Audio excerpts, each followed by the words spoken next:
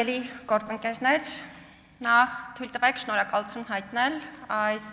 կարևորագույն ու առանցքային թեմայով հանրային քննարկում կազմակերպելու համար եւ նաեւ հենց այս ձևաչափով նշված թեմային անդրադարձի համար, քանի որ նշված հարցադրումն իր մեջ պարունակում է մարդու իրավունքներին առնչվող բավականին լուրջ եւ առանցքային հիմնախնդիրներ, որոնք միանշանակ պետք է դառնան քննարկման առարկա։ Ես եւ ինքս վստահ եմ նաեւ իրավական համակարգի մի շարք այլ գործընկերներ հարցադրմանն անդրադառնում ենք հենց մարդու իրավունքների դիտանկյունից, որտեղ մարտի 1-յան իրադարձությունների թե արդյունքում, թե գործընթացի հետ կապված միանշանակ պետք է խոսել մարդու հիմնարար իրավունքների մի շարք լրջագույն խախտումների մասին, որոնք կարծում եմ այսքան տարի եւ այսքան իրադարձություն անցնելուց հետո արդեն իսկ կարող են նաև որոշակի առումով հստակ արձանագրված համարվել։ Նախ սկսեմ նրանից, որ այս իրադարձություններն իրականում այնպիսին էին, որ ողբերգականության տեսանկյունից միգուցե բացառիկ են համանման իրադարձությունների համատեքստում եւ այս տեսանկյունից է, որ հիմնականում հարցադրումը քննարկման առարկա է դառնում կյանքի իրավունքի դիտանկյունից, բայց որպես մարդու իրավունքների պաշտպան պետք է արձանագրեմ, որ իրականում միայն կյանքի իրավունքի դիտանկյունից չէ, որ բավականին լուրջ մարդու իրավունքների խախտումների մասին է խոսք գնում հենց այս իրադարձությունների համատեքստում եւ որպես մարդու իրավունքների պաշտպան ինձ թույլ կտամ խոսել այդ բոլոր հանգամանքների մասին, քանի որ ոչ թե հենց այս պահին եմ պարզապես արձանագրում խնդիրները, այլ մարդու իրավունքների պաշտպանի հաստատությունը հենց այդ ժամանակահատվածում 2008 թվականին է դեռևս իհարկե մի փոքր այլ ձևաչափով հարցադրումների տեսքով խոսել խնդիրների մասին։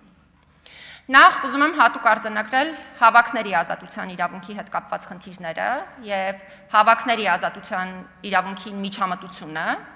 որն այս փուլում արդեն իսկ կարելի է արձանագրել, որ Համենայն դեպս այնպիսի բավարար եւ ողջամիտ տեղեկատվություն չի ներկայացվել պետական իշխանության կողմից, որ իրականացվել է համաչափ եւ իրավաչափ եղանակով, հետեւաբար ինքս կարող եմ որպես մարդու իրավունքների պաշտպան արձանագրել, որ միանշանակ բազմաթիվ են խնդիրները հավաքների ազատության իրավունքին միջամտության իրավաչափության բացակայության հետ կապված եւ սա միանշանակ ժողովրդավարական հասարակության տեսանկյունից լրջագույն խնդիր է։ Երկրորդ իրավունքներին առնչվող ասպեկտը, որ դարձյալ պետք է արձանագրել, տարբեր մարմինների կողմից ուժի կիրառման համաչափության հետ կապված խնդիրն է եւ դարձյալ պետք է խոսել այն մասին, որ բավարար եւ ողջամիտ հիմնավորումներ չեն ներկայացվել այն մասին, որ կիրառված ուժը եղել է համաչափ, ավելին հատուկ պիտի արձանագրեմ, Նաև մարդու իրավունքների եվրոպական դատարանն է խոսել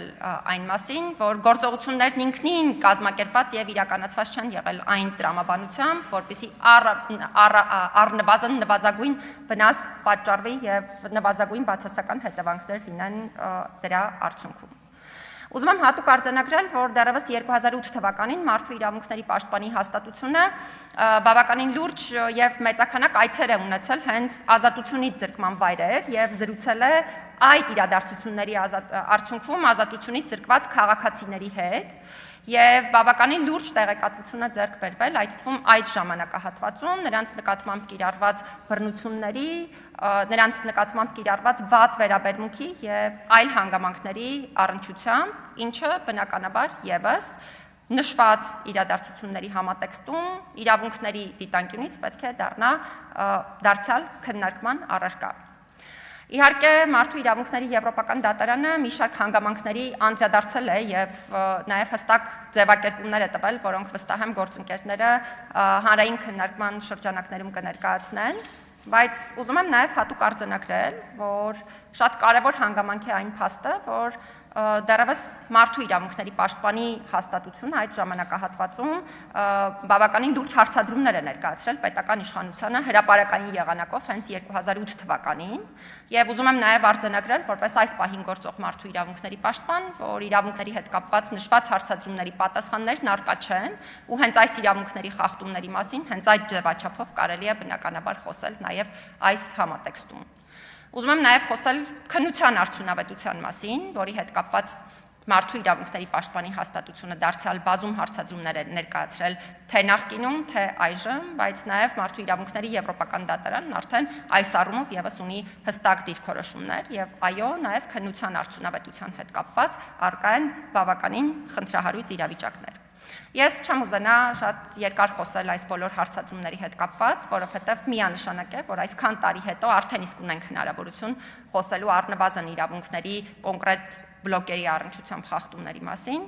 Կուզենամ պարտադիր արձանագրել պարզապես, որ մենք միանշանակ պետք է կարողանանք դասեր քաղել այս իրադարձություններից, քաղել դասեր այն տրամաբանությամբ, որ դրանք